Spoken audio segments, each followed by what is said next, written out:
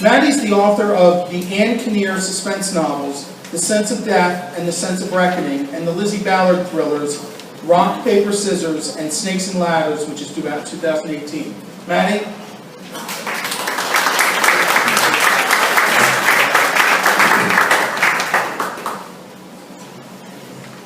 Good evening. I am going to be reading from Our Dancing Days, which is an Anne Kinnear suspense short. A half minute ticked by. Then she heard the whir of the CD player spinning up.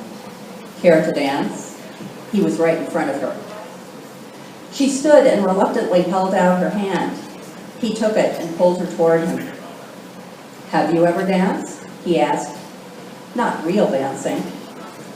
It's easy if you just follow, he said, and she jumped when she felt his hand on the small of her back. Relax, he said soothingly. He began to move and to move her with him, smoothly correcting her stumbles, and she realized that the song wasn't a rumba, but rather the sultry strains of a tango.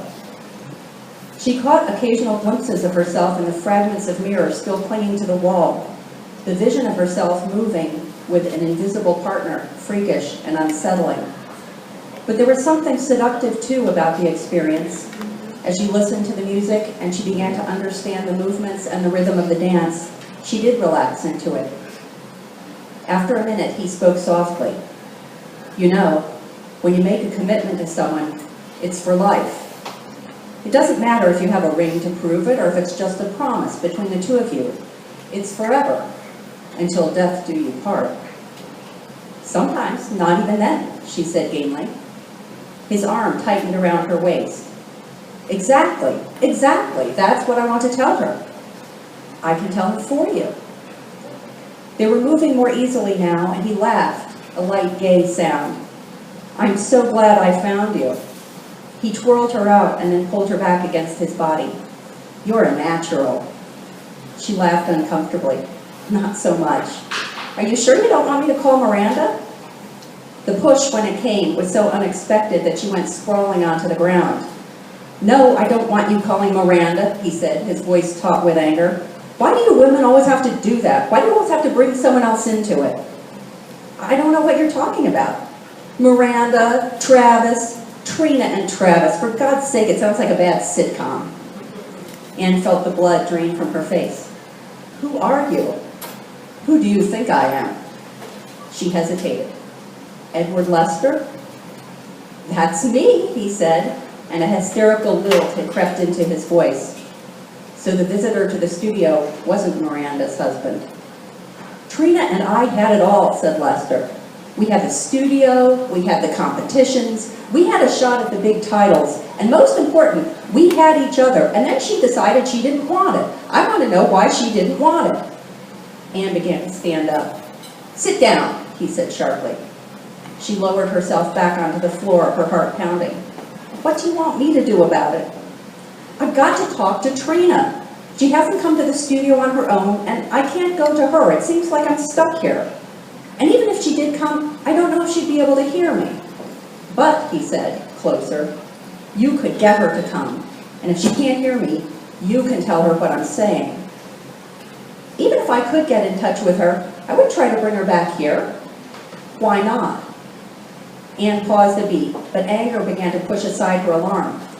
You killed her partner and 5 of her students. That little bastard deserved it.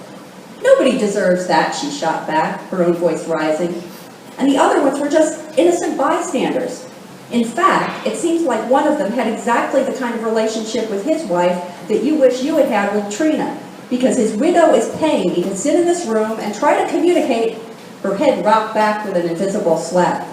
Shut up, he yelled. She scuttled back on her hands and feet. No, wait. An invisible hand clamped onto her upper arm, hard. Please. She could hear the tears beneath his strident voice. I need you to bring Trina to me. Let me go, she yelled. You don't know what it's like to be powerless, he yelled back. If you won't help me, I'll show you. I'll make you as powerless as I am. Rats, she screamed. What the hell? Tony, rats! She twisted her arm and his grip tightened further. He grabbed her other arm and shook her. Stop it. Stop it, I need you to help me. I need you to bring Trina to me. Tony, rats! The door at the bottom of the stairs banged open. Rats? His squawk echoed up the stairwell. There are rats up here, Tony, rats! Come on out of there, Tony yelled as he pounded up the stairs. Rats is nothing to be fooling around with. Anne felt the grip on her arm relax fractionally, and she wrenched herself free and scrambled to her feet, just as Tony reached the top of the stairs. Let's get out of here, she gasped. Tony took her arm. You okay? Where are they? He asked, his gaze shooting around the seemingly empty studio. Back there, let's get out of here.